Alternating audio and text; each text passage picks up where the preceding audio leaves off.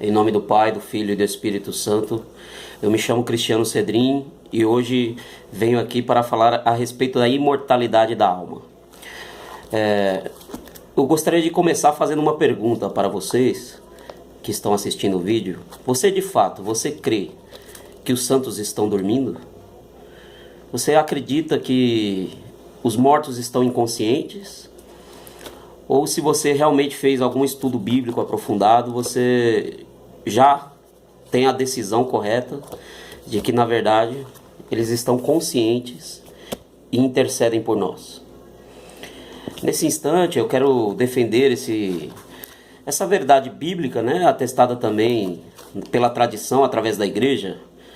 Inclusive, a igreja tem alguns dogmas referente a isso, com relação à intercessão dos santos, à comunhão dos santos. E isso só seria possível se realmente fosse verdade, como de fato é, a imortalidade da alma. Então, a Sagrada Escritura é bem clara, a tradição, a igreja também, sempre ensinou essa verdade bíblica, de que a pessoa, ao partir desta vida, independente do seu destino, após o seu julgamento particular, ela está de maneira consciente sendo julgada e vivendo nesse destino que lhe foi otorgado através daquilo que ocorreu durante a sua vida, de acordo com as suas obras, se realmente ela foi condenada ou foi para o céu. Então, para provar isso, eu gostaria de, antes de mostrar na Sagrada Escritura, colocar logo a posição da igreja através do Santo Catecismo. A igreja exorta de maneira bem sublinhada e bem clara no parágrafo 1022 do Catecismo da Igreja, edição Vaticana. A posição da Igreja sobre isto é esta: cada homem recebe em sua alma imortal a retribuição eterna a partir do momento da morte, no juízo particular, que coloca a sua vida em relação à vida de Cristo, seja por meio de uma purificação, seja para entrar de imediato na felicidade do céu, seja para condenar-se de imediato para sempre. Veja que clareza que o magistério da igreja fala a respeito dessa verdade que é bíblica também. A respeito de que nós temos uma alma imortal. E são várias evidências bíblicas que mostram que mesmo após a morte continuamos conscientes, independente do destino após o juízo. Eu resolvi falar a respeito disso devido, como eu faço algum trabalho na internet também, de apologética, defesa da igreja, eu vejo uma das maiores acusações que os inimigos de Deus e da igreja usam é esta: dizer que os santos estão mortos, que não tem condições de interceder e de ter comunhão com aqueles que a Sagrada Escritura evidencia que eles estão no céu. Como estariam dormindo? Acaso lá é um dormitório? Não, o céu realmente é para os vivos, como o próprio Deus diz, que é o Deus dos vivos e não dos mortos. Para defender esta realidade, eu gostaria de primeiramente colocar qual que é a acusação, qual que é o texto distorcido que os frequentadores de seitas protestantes, esses que se intitulam cristãos e usam a Bíblia, mas na verdade usam de maneira descontextualizada e interpretam de forma errada e tendenciosa para atacar a igreja. Com isso, o texto que eu quero colocar aqui, que é o mais usado por eles, é o capítulo 9 do livro de Eclesiastes. Se você puder abrir a Sagrada Escritura, no versículo 5, é o versículo único que eles usam desse capítulo 9 aqui para estar atacando e tentando de lubriar de alguma maneira, fazer as pessoas não crer com esse único texto aqui, nessa realidade de que a alma é imortal. Então o versículo 5 do capítulo 9 de Eclesiastes vai dizer assim: com efeito, os vivos sabem que hão de morrer, mas os mortos de nada sabem. Para eles não há mais recompensa, porque sua lembrança jaz no esquecimento. Amor, ódio, inveja acabaram. Não terão mais parte alguma para o futuro no que se faz debaixo do sol. Eu me estendi até o versículo 6, porque eles desconsideram totalmente o versículo 6. Ao fazer essa afirmação usando o 5, eles leem somente até aqui. Com efeito, os vivos sabem que hão de morrer, Mas os mortos de nada sabem, para eles não há mais recompensa, porque sua lembrança jaz no esquecimento. Então, essa é a forma descontextualizada que eles usam. Se você ler o versículo seguinte, posterior, que eles rejeitam, ele deixa bem claro o porquê disso, que o autor de Eclesiastes está dizendo aqui. O versículo 6 diz: amor, ódio, inveja se acabaram. Não terão mais parte para o futuro do que se faz debaixo do sol. E eu procurei grifar com palavras mais fortes agora no final deste versículo do 6, do que se faz debaixo do sol. Então, aqueles que usam esse texto e mesmo que leem esses 6 não conseguem entender qual é o significado disso aqui, é pela tendência, né, que o protestantismo tem de ler as Sagradas Escrituras sem o seu contexto histórico. Vemos aqui que o autor de Eclesiastes está dando a figura do homem na sua natureza carnal, sua visão carnal sobre a morte.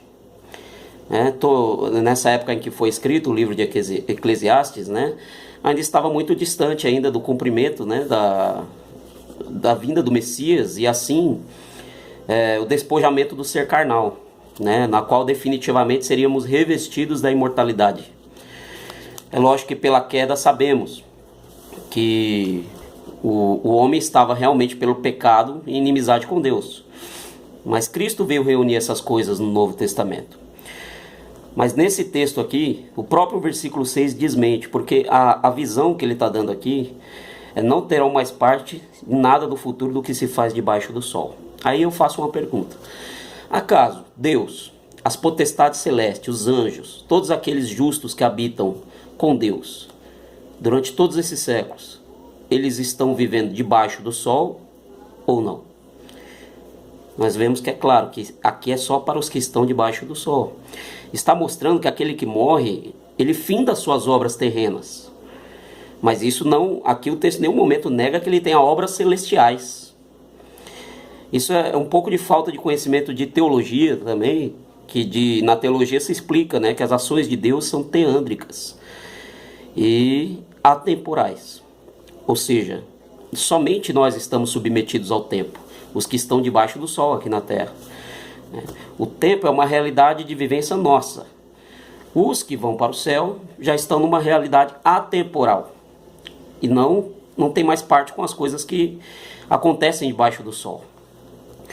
Para contextualizar ainda mais isso aqui, eu gostaria de fazer uma outra citação que eles costumam utilizar também, para dar mais um pouquinho, né, de afirmação a essa deturpação que eles fazem, né? No livro de Gênesis, logo no início, nós vemos que lá em Gênesis 1:26, Deus nos fez a sua imagem e semelhança. Portanto, se Deus nos fez de toda a criação, somente o ser humano é a sua imagem e semelhança, é claro que tem que ter algo em nós que seja permanente e eterno. Então, ou seja, e isso vamos provar aqui biblicamente que é a alma. A nossa alma é imortal. Por isso, a citação de Gênesis 1:26 é essa: Deus nos fez, façamos o homem à nossa imagem e semelhança. Só que no capítulo 2 de Gênesis, no versículo 7, eles costumam utilizar isso daqui também de maneira que eles não compreenderam, né? O pessoal que é contra, que crê que a alma é mortal e não imortal, né? Então eles não entendem também essa passagem que fala assim: o Senhor Deus, capítulo 2 de Gênesis, versículo 7. O Senhor Deus formou, pois, o homem do barro, da terra, e inspirou-lhe as narinas, o sopro de vida, e o homem se tornou um ser vivente. Vemos aqui a junção na qual Deus, ao criar o ser humano, ele usou primeiramente da matéria. Enquanto não ocorreu o sopro de Deus, o ser humano não se tornou um ser vivente. A partir dessa junção ele se tornou. Mas aí eles usam isso para dizer que não tem separação na hora da morte, né? Esse é um dos motivos na qual eu já tive a oportunidade de ir em algum velório de pessoas que têm esse pensamento protestante, né, que acredita que o corpo e a alma estão mortos ali no caixão. Sendo que a própria Sagrada Escritura faz essa separação bem clara. A morte é justamente quando acontece a saída a divisão, a separação da alma do corpo. Acontece a primeira morte. Vemos aqui que só se tornou um ser vivente a partir dessa junção. Aí eu quero reportar novamente ao livro de Eclesiastes, que vai falar lá no capítulo 12, que eles também esqueceram de ver esse contexto, né? Os que pensam dessa maneira contrária. No capítulo 12, o próprio autor de Eclesiastes, ele fala lá no versículo 7, né? O capítulo 12, ele está falando para lembrarmos, né, do nosso Criador, antes que aconteça várias coisas. E uma delas, né, ele afirma no versículo 7, antes que a poeira retorne à terra para se tornar o que era, e antes que o sopro de vida retorne a Deus que o deu. Vemos aqui que ele deixou bem clara essa separação, que ao morrermos, ao vermos uma pessoa sendo sepultada no caixão, o que está morto ali, inclusive o termo dormir, né, ele é totalmente voltado para o corpo apenas, né? A alma de maneira alguma, ela morre junto com o corpo.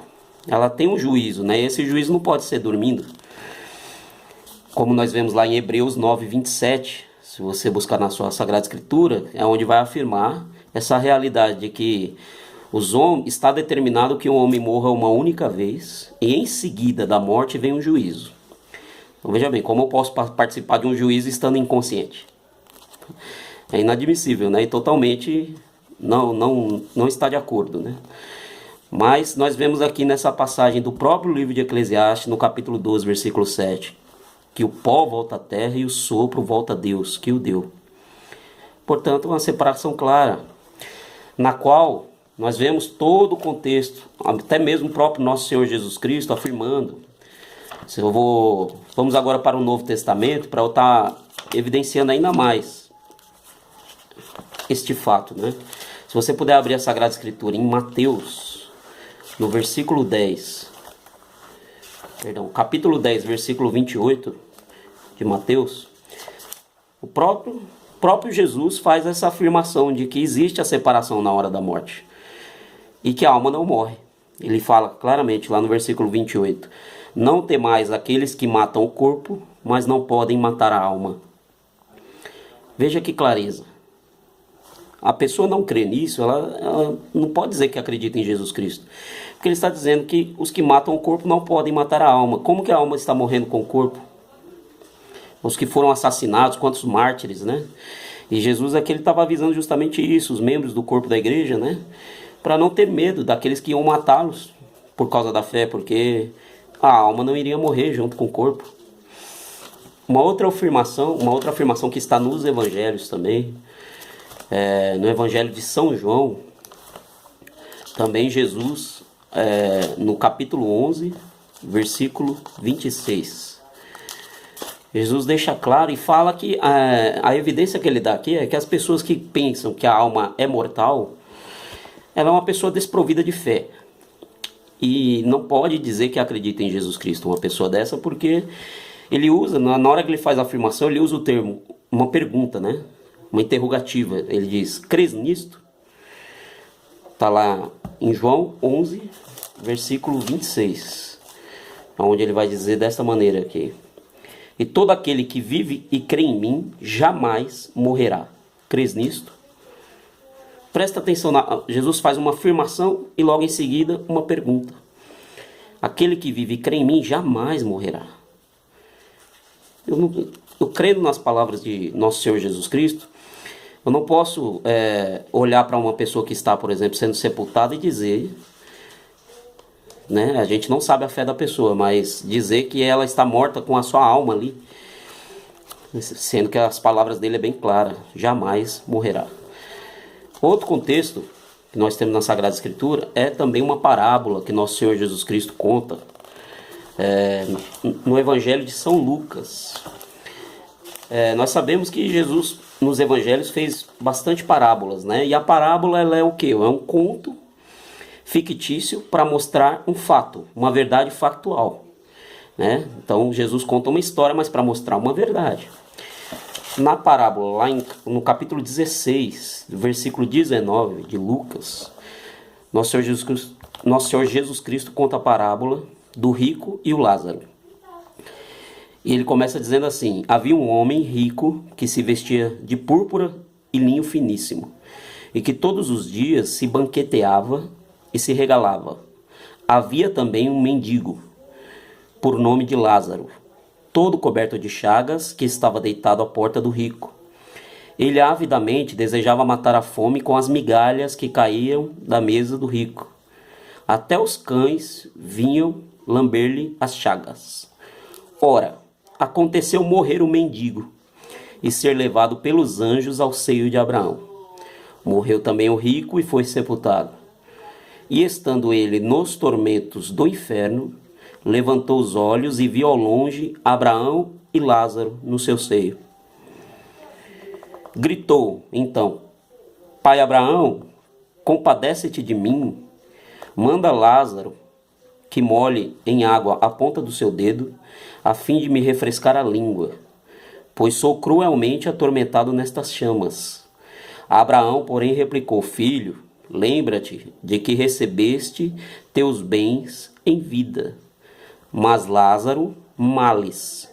Por isso ele agora aqui é consolado, mas tu estás em tormento. Vemos claramente nessa parábola, com relação a esse tema que nós estamos abordando aqui, a realidade da consciência da alma, tanto dos lados, independente dos lados estarem opostos, né? Os que estão no inferno estão conscientes, os que estão no céu também. Assim como afirmou o Santo Catecismo da Igreja, essa realidade, né? E também uma coisa importante a ressaltar aqui, que o rico aqui no caso foi condenado, né, pelo fato dele ter recebido seus bens em vida, né? Mas porque esse rico colocava o seu coração totalmente nas coisas materiais, né? Até o fim da sua vida assim permaneceu. Por isso nós vemos também com relação a isso em várias passagens do Evangelho, tem uma que Jesus diz, né, que é mais fácil um camelo passar no buraco de uma agulha do que um rico entrar no reino dos céus. Isso não é impossível, mas é muito difícil aqueles que colocam o coração nos bens materiais, né, e não nas coisas do alto. Então, mas nesse caso aqui, esse rico foi condenado. E essa realidade na Sagrada Escritura que nós vemos aqui, tem outro contexto também importante. Nós vemos, por exemplo, lá no livro de Mateus, no Evangelho de Mateus, se você puder abrir a Sagrada Escritura, Mateus 22, capítulo 22, no versículo 31 em diante. Nós vemos também essa questão, né? Que Deus é o Deus dos vivos, né? E Jesus ressalta ali no Evangelho de Mateus que muitos, naquele momento, né, que estavam ali questionando Jesus, estavam duvidando desta realidade, né? Ó, Mateus 22, no versículo 31. Ele vai falar quanto à ressurreição. Ele diz assim, Jesus: quanto à ressurreição dos mortos, aí ele pergunta: não lestes o que Deus disse, o que Deus vos disse? Eu sou o Deus de Abraão, o Deus de Isaque, o Deus de Jacó. Que é uma citação lá de Êxodo 3:6, né? Ora, ele não é o Deus dos mortos, mas o Deus dos vivos. E sendo que essa citação já foi feita justamente depois que Abraão, Isaque e Jacó já não estavam mais aqui nessa realidade terrena, e mostrando que eles estavam vivos, né? Por isso nós vemos também essa fortíssima passagem que do Monte da Transfiguração, onde Jesus se transfigurou, apareceu-lhe também 2 justos, né? Se eles estivessem dormindo, eles não poderiam ter aparecido ali com Jesus. Está no Evangelho de São Marcos, capítulo 9, se você puder abrir a Sagrada Escritura, capítulo 9, versículo 3. Ele falou, Jesus, ao transfigurar-se diante deles, suas vestes tornaram-se resplandecentes, e de uma brancura tal que nenhum lavadeiro sobre a terra as pode fazer assim, tão brancas. Apareceram-lhes Elias e Moisés, e falavam com Jesus. Veja que os apóstolos viram essa realidade Mesmo antes da ressurreição de Cristo, Cristo já deu essa evidência para ele, né, para eles, que realmente Deus é o Deus dos vivos. E os justos que viveram e serviram a Deus aqui na terra, eles não podem estar mortos. As suas almas, mesmo que ainda não tenha chegado a ressurreição do fim dos tempos, na segunda vinda de Cristo, a alma do justo ela já parte ressurreta. E tem vários outros contextos que nós vamos ver aqui que mostram que eles estão diante do trono, principalmente agora depois do Evangelho, de que Jesus, ao ressuscitar e adentrar ao céu, abriu os céus. Eles estão diante do trono e prestam culto a Deus, as suas almas.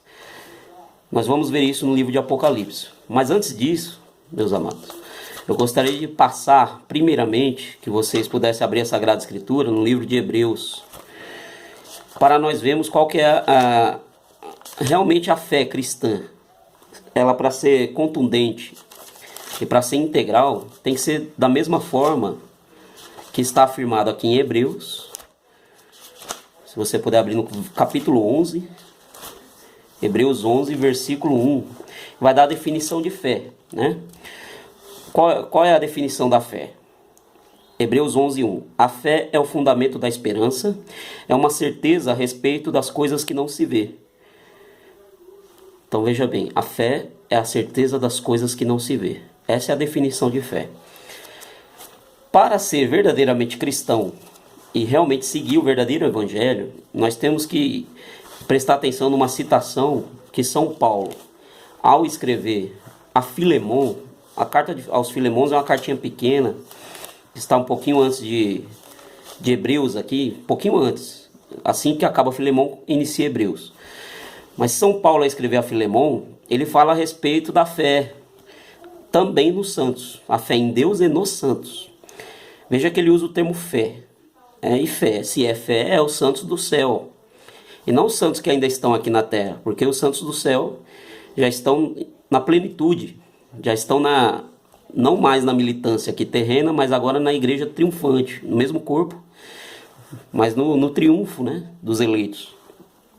Então no versículo 5, Filemon 1, versículo 5, do 4 em diante eu vou ler para você entender qual que Paulo está falando a Filemon. Ele diz: não cesso de dar graças ao meu Deus e lembrar-me de ti nas minhas orações, ao receber a notícia da tua caridade e da fé que tens no Senhor Jesus Cristo e para com todos os santos. Olha que maravilha que São Paulo, escrevendo a Filemon, nos revela. Ele diz que nós temos que ter a fé em nosso Senhor Jesus Cristo e em todos os santos. O termo aqui é fé. Fé é a realidade das coisas que não se veem. Então nós vemos mais uma evidência na qual aqueles que desprezam, né? Nós vemos muitos aí que se dizem cristãos e quer tirar Jesus do contexto da sua obra, né? Eles não aceitam a igreja, que é um Jesus sozinho, né? Um Jesus que não tem comunhão com os santos, que não tem comunhão com a igreja, né? Com tudo aquilo que ele veio aqui e estabeleceu. Então, estes pregam um falso evangelho, um outro Jesus, né? Um Jesus solitário, que não tem comunhão com seus amigos, né? O próprio ele mesmo diz para os seus apóstolos, né? Ele diz assim: já não vos chamo servo, mas vos chamo de amigos. E fazemos parte dessa família. Outra evidência fortíssima que nós temos a respeito disso, se você puder ir à carta aos Efésios, São Paulo escrevendo aos Efésios, ele também diz que fala a respeito dessa família, né? E que a igreja que Jesus veio estabelecer aqui, sendo una, formando todos os membros um só corpo, assim como está lá em Colossenses 1,18, 1 Coríntios 12 também, o capítulo inteiro vai falar sobre isso.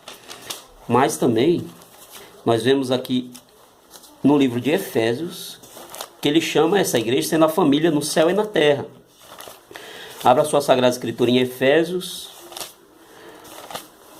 capítulo, vamos ver, Efésios 3, capítulo 3, no versículo 15 ele vai dizer: no qual se deve toda a existência, no qual se deve a sua existência, toda a família no céu e na terra. Então nós vemos que é uma família, né? E que está em comunhão o céu com a terra. Como que seria comunhão se os membros que estão no céu estivessem dormindo, né? Então, para você ver que mais uma evidência da imortalidade da alma na Sagrada Escritura. Nós vemos aqui também no capítulo em Hebreus. Se você puder abrir em Hebreus 12, voltamos para o livro de Hebreus. O autor de Hebreus também evidencia essa realidade, né? Capítulo 12, o versículo 22 e o 23. Ele vai dizer que nós que estamos na militância, fazendo parte desse único corpo, essa única família, estamos próximos dos espíritos dos justos, do céu, que já chegaram lá.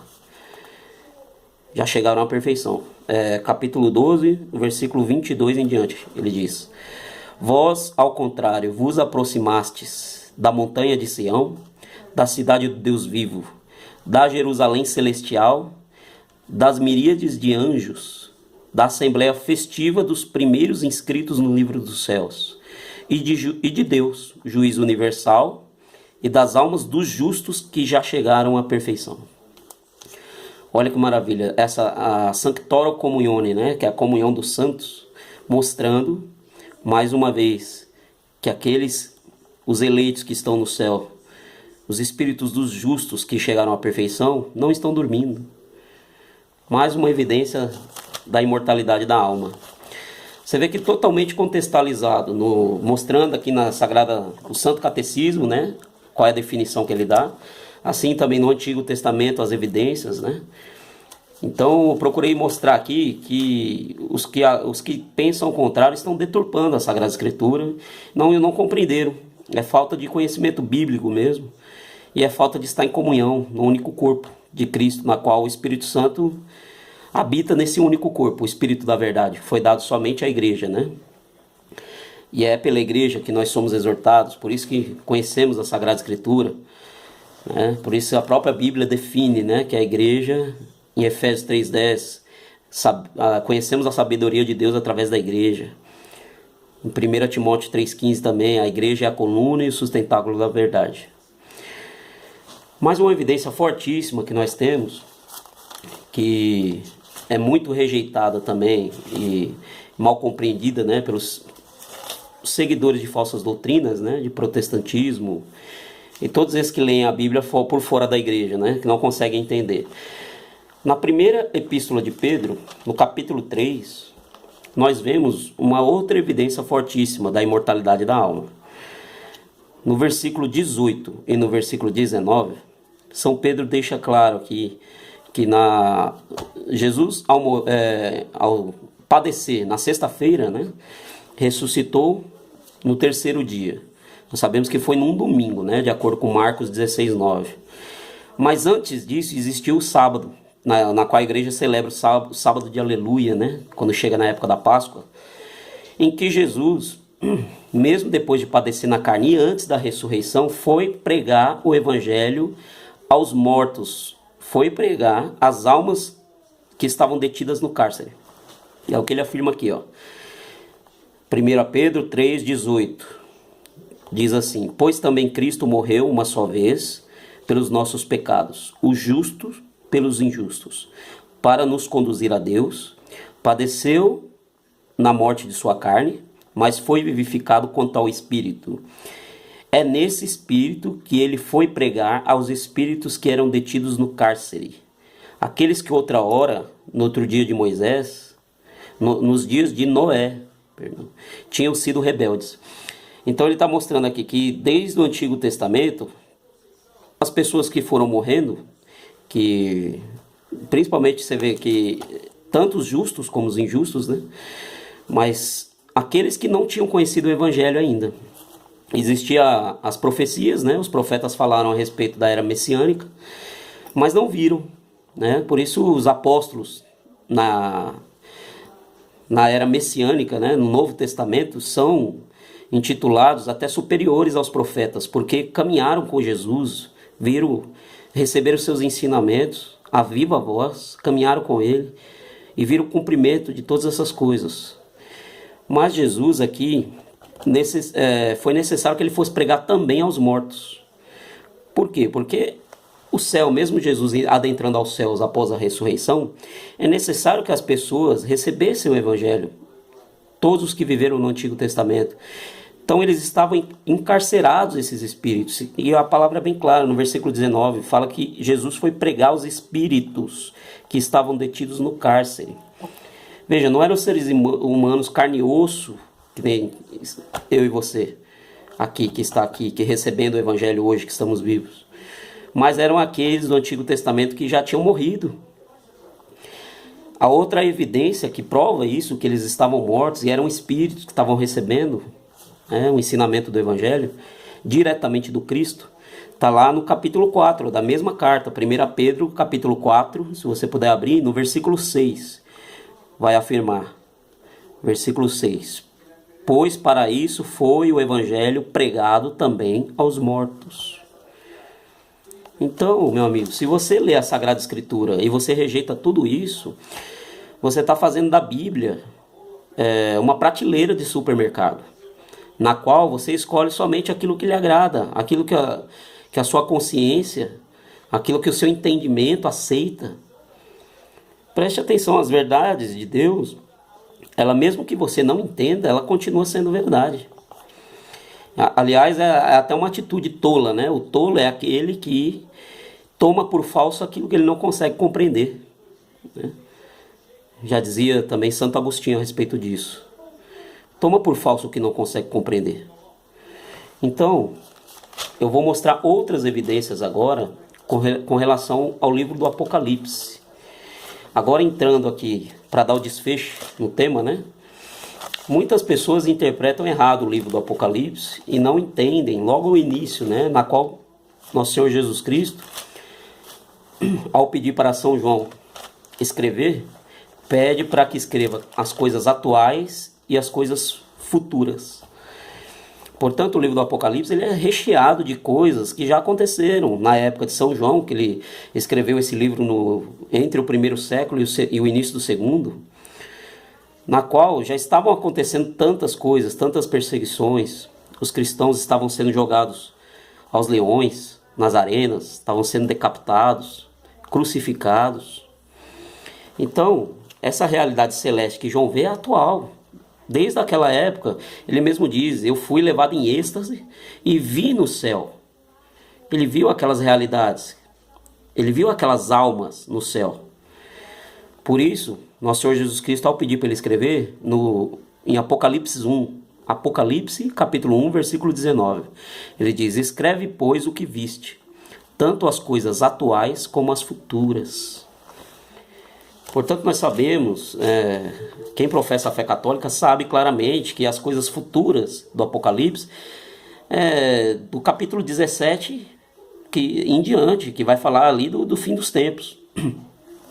Mas perceba que logo no início do Apocalipse, João vê, ao ser levado em êxtase ao céu no dia do Senhor, como fala lá em Apocalipse 1, 10, que é o domingo, né, o dia do Senhor, ele diz, no capítulo 5, versículo 8, se você puder abrir na Sagrada Escritura, veja a realidade celestial de que as almas estão no céu, as almas dos justos, e estão totalmente acordadas, né? Totalmente prestando culto a Deus, intercedendo por nós.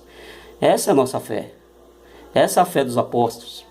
E isso é o que a Sagrada Escritura atesta. Capítulo 5 de Apocalipse, versículo 8. Ele vai dizer assim, quando recebeu o livro, os 4 animais e os 24 anciãos prostraram-se diante do Cordeiro. Olha, eles prostraram diante do Cordeiro, tendo cada um uma cítara e taças de ouro cheias de perfume, que são as orações dos santos. Veja só que maravilha. São as orações dos santos. No céu, João vê essa realidade. Assim como também no capítulo 6, no versículo 9, a visão que ele tem ali, no versículo 9, quando abriu-se o 5º selo, ele viu as almas daqueles que morreram, dando testemunho de Jesus Cristo, derramaram sangue pela verdade, né? Derramaram o seu sangue morrendo por Cristo mesmo. E ele deixa bem claro que o que ele vê são almas. Não são pessoas de carne e osso ainda. Não tinha acontecido aqui a ressurreição ainda dos corpos. Ele vê as almas clamando diante do trono. Aqui, ó, capítulo 6, versículo 9. Quando abriu o quinto selo, vi debaixo do altar as almas dos homens imolados por causa da palavra de Deus e por causa do testemunho que eram depositários. No versículo 10 ele diz: e clamavam em alta voz, dizendo: até quando tu que és Senhor, o santo e verdadeiro, ficarás sem fazer justiça e sem vingar o nosso sangue contra os habitantes da terra? Você vê que aqui ele evidencia que as almas que ele viu, além de clamar a Deus, clamando por justiça na terra, sabendo que não aconteceu ainda essa justiça na terra, mas na qual nós vemos também que, por exemplo, no capítulo 8, já que nós fomos do 5, 6, agora vamos ver, no capítulo 7, outra evidência bem clara. No versículo 15, os santos estão diante do trono servindo a Deus. Essas mesmas almas, ó, eles vê no versículo 15, se você puder pegar aí, capítulo 7 de Apocalipse 15. Por isso estão diante do trono de Deus e o servem dia e noite no seu templo. Mais uma evidência dos santos do céu servindo a Deus dia e noite, oferecendo orações, clamando por justiça na terra. No capítulo 8, no versículo 4, também, outra evidência. A fumaça dos perfumes subia na mão do anjo com as orações dos santos. Por isso que o católico, quando professa a fé nos santos e pede a intercessão dos santos, ele está totalmente apoiado na Sagrada Escritura. Totalmente apoiado, porque as evidências são claras. Por isso a Santa Igreja ensina essa conduta reta. Essa é a verdadeira doutrina, na qual nós sabemos que aqueles que estão no céu, o próprio Nosso Senhor cita no Evangelho uma vez, ele diz que aqueles, quando ele fala de João Batista, São João Batista, ele fala que aqui na terra, ele fala que não houve ninguém maior que João Batista, mas um menor no céu é maior do que ele. Isso, João Batista ainda não tinha entrado nos céus. Então ele fala, o menor no céu é maior do que ele. E essa é a evidência também que São Tiago dá lá na sua carta, em São Tiago, se você puder abrir na carta de Tiago, capítulo 5, versículo 16, ele vai dizer que a oração do justo tem maior eficácia. E quem são justos? Nós lutamos para ser justo aqui na terra, mas o Evangelho é bem claro que nós temos que perseverar até o fim. Agora, aqueles que já estão no céu, a oração deles vale mais. Por quê? Porque eles já estão com Deus.